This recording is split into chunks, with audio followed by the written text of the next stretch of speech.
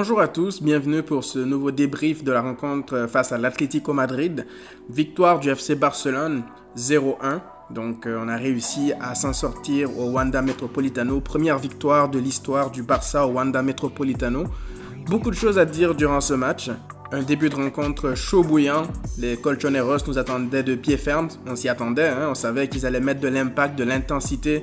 Et comme d'habitude, on rentre mal dans nos matchs, surtout à l'extérieur. Et on s'est fait bouffer pendant les 25 premières minutes. Il a fallu un Marc-André Ter Stegen stellaire une nouvelle fois.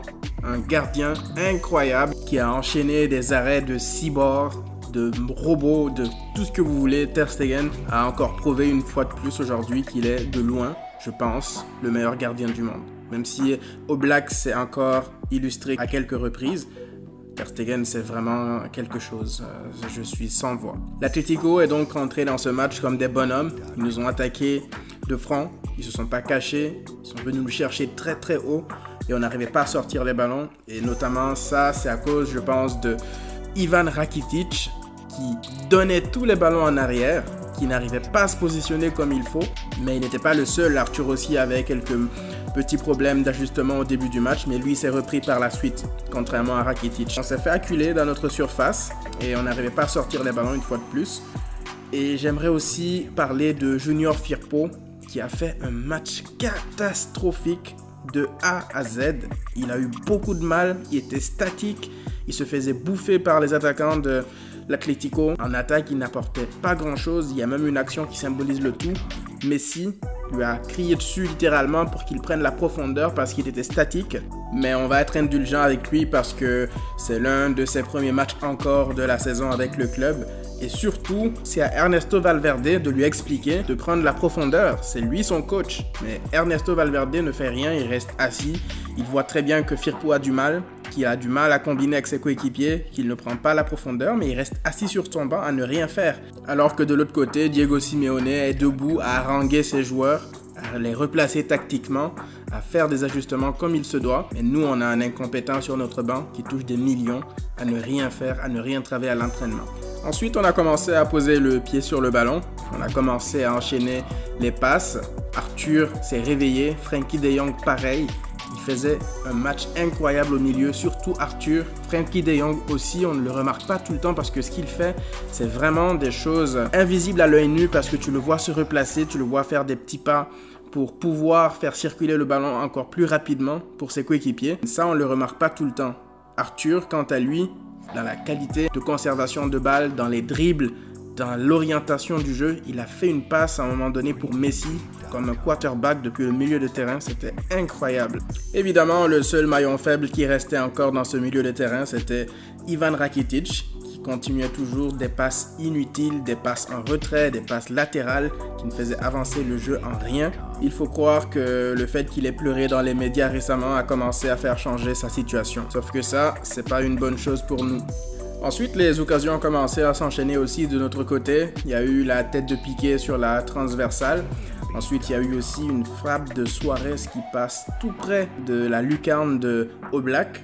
Donc une première mi-temps, malgré le score de 0-0 qui était quand même très agréable à regarder, il y avait des actions de deux côtés, même si Ter Stegen nous a maintenus dans le match pendant très longtemps. En deuxième mi-temps, on repart sur les mêmes bases. L'Atlético qui attaque super fort d'entrée et on subit une fois de plus au début de la seconde période. Et puis les Madrilènes ont commencé à reculer. Nous, on a commencé à poser le pied sur le ballon. Et ça commençait à patiner un peu, il y avait de la possession stérile, on n'arrivait pas vraiment à se procurer de vraies occasions. Il y avait des situations mais pas vraiment d'occasion. L'Atlético a commencé à procéder en contre, à nous surprendre. Piqué a failli passer à côté d'un carton rouge. À chacune de ces interventions, j'avais peur parce qu'au début, il s'est pris un petit pont de Joao Félix. Il avait déjà un carton jaune et là, il aurait pu regagner les vestiaires assez rapidement. Mais heureusement qu'il ne touche pas vraiment Morata. Morata qui n'a pas arrêté de simuler durant tout le match. C'est vrai qu'il y avait de petits contacts, mais à chaque fois qu'on l'effleurait, il se jetait au sol. C'était vraiment insupportable. Au moment où on se dit que là, il faudrait peut-être avoir un changement pour faire entrer par exemple Vidal, qui on le rappelle est un milieu qui se projette vraiment beaucoup dans la surface de réparation pour créer le surnombre. On se dit que bon, ouais, ça va, Rakitic avec son match pourri, c'est sûr qu'il va sortir.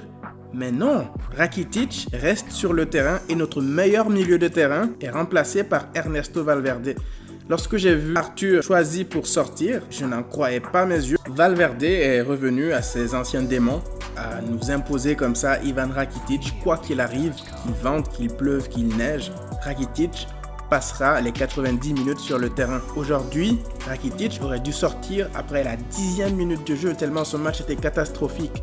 Mais malgré ça, on nous sort notre meilleur milieu pour que lui continue le match. Je commence vraiment à perdre toute patience avec le management de Ernesto Valverde. On avait vu d'ailleurs Alenia partir à l'échauffement. Finalement, il n'est jamais rentré. J'arrive pas à comprendre. Tu as des joueurs qui peuvent t'apporter beaucoup plus que ce que Rakitic te donne. Il n'y a que lui qui voit quelque chose en Rakitic. Je ne vois pas qu'est-ce qu'il pense que Rakitic nous apporte au milieu de terrain. Tout le monde voit que Rakitic ralentit le jeu. Il ne récupère pas de ballon. Il est nul dans le domaine aérien. C'est quoi ses qualités maintenant? D'accord, Rakitic en 2015, il était bon, mais ce n'est plus le cas. Pourquoi est-ce qu'on s'obstine comme ça? Je parle évidemment de Ernesto Valverde. Je ne comprends pas pourquoi il continue comme ça à s'obstiner, à imposer le Croate au détriment de joueurs plus talentueux que lui. C'est injuste et ça nous pousse vraiment vers le bas. Après Marc-André Ter Stegen, il y a un autre joueur dont on ne peut simplement pas se passer. C'est le meilleur joueur du monde, Lionel Messi. Encore une fois, qui nous a délivré. Quelle action avec Suarez. On ne parle pas beaucoup de l'action de Suarez, mais la dose de passe qu'il laisse à Messi, c'est juste assez en fait pour que Messi puisse uniquement en fait placer le ballon au ras du poteau. Il n'a même pas besoin de contrôler le ballon, juste la placer comme il faut. Et évidemment, il n'a laissé aucune chance à Oblak. Messi, quand il est lancé comme ça, dans cette zone de la surface, à 90%, ça fait but. C'est comme si c'était un coup franc maintenant pour lui. La finesse et la technique pour conclure une action de grande classe. Après, au début du match, il y avait beaucoup d'attentes par rapport à Antoine Griezmann qui allait affronter son ancien public. Moi, je pense qu'il ne s'est pas passé grand-chose. Après, au début, c'est sûr qu'il y a eu des chants anti-Griezmann, un peu virulents d'ailleurs. Mais au-delà de ça, il n'y a pas vraiment eu d'action précise où il s'est vraiment embrouillé avec le public. Il s'est fait siffler quand il avait le ballon, mais c'était tout. Et c'est tout à fait normal, je trouve. Comme ça que ça va se passer pour lui à chaque fois qu'il va retourner au Wanda. Et voilà, il n'a pas fait un match mauvais, mais au niveau de l'équipe, on va dire, il n'était pas non plus aidé par Junior Firpo, qui faisait tout le temps de mauvais choix offensifs. Et lui, il a eu quand même quelques petites déviations pour entretenir les attaques. Il a même eu une occasion de marquer, mais sa reprise était beaucoup trop haute. Ensuite, j'aimerais parler du match en général. Je sais qu'il y a beaucoup de personnes qui ont même dit que c'était un braquage de la part du Barça.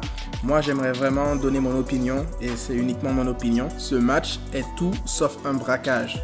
Alors, pour ceux qui veulent aller dans les extrêmes et nous dire oui, le Barça à l'extérieur, etc., j'aimerais juste remettre les points sur les i.